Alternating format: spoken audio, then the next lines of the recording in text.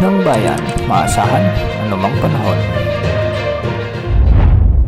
Magandang araw po sa ating lahat. Narito na ang pinakahuling update sa magiging lagay ng ating panahon ngayong araw at sa mga susunod pang mga araw. Sa kasalukuyan ay habagat ang nakakaapekto ngayon sa malaking bahagi ng ating bansa. Samantala, naglandfall na rin sa bahagi ng Guangdong, China si dating bagyong Goryo at huli itong namataan sa layong 975 kilometers kanluran, hilagang kanluran ng extreme Northern Luzon. Taglay nito ngayon ang lakas ng hangin na umaabot sa 55 kilometers per hour malapit sa gitna at pagbugsong umaabot sa 90 kilometers per hour. Patuloy ang pagkilos nito ng pakanluran sa bilis na 25 kilometers per hour. Wala na itong direktang epekto sa anumang bahagi ng ating bansa maliban na lamang sa pinalakas nitong habagat na nagdadala naman ng mga maulap na kalangitan na may mga kalat-kalat na pagulan at thunderstorms sa Metro Manila, Calabarzon, Mimaropa, Bicol Region, Visayas, Zamboanga Peninsula, Bangsamoro Region, Northern Mindanao, ganitong panahon din sa may Caraga,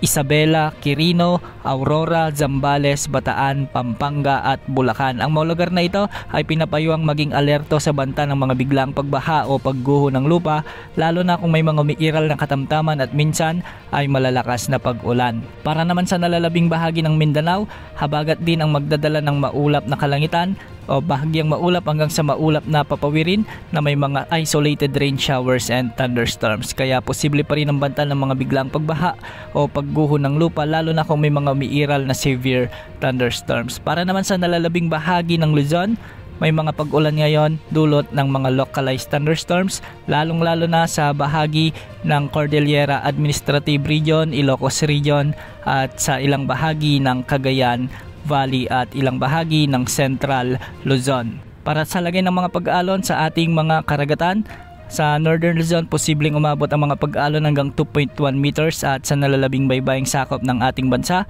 ay posible pa rin ang mga pag-alon hanggang 1.5 or 2.1 meters. Patuloy naman nating minomonitor ang mga cloud clusters sa silangan at kanlurang bahagi ng ating bansa. Ang una rito yung nasa kanluran sa West Philippine Sea ay may posibilidad na mabuo bilang LPA o low pressure area sa mga susunod na oras o araw. Inaasahang lalapit ito sa ating area of responsibility, ngunit mababa pa naman sa ngayon ang tsansa na lumakas bilang bagyo. Inaasahang hihilahin nito ang habagat na magpapaulan naman, lalong-lalo na sa bahagi ng Palawan. Ang isa pang cloud cluster ay namataan naman natin sa silangang bahagi ng Luzon o silangang bahagi ng ating bansa.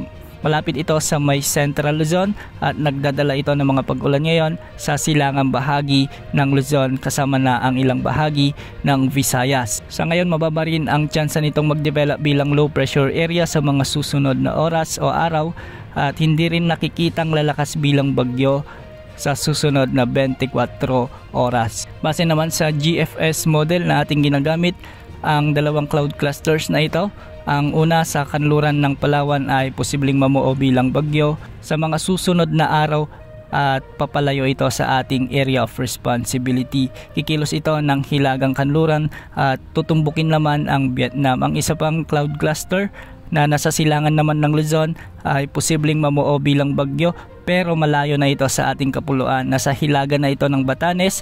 Kung sakaling nasa loob pa ito ng ating area of responsibility ay tatawagin itong bagyong Huaning. Antabayan na ng mga susunod na updates ukol sa mga sama ng panahon na ito. Yan muna ang latest sa lagay ng ating panahon. Ito po ang weather update ng bayan, maaasahan anumang panahon.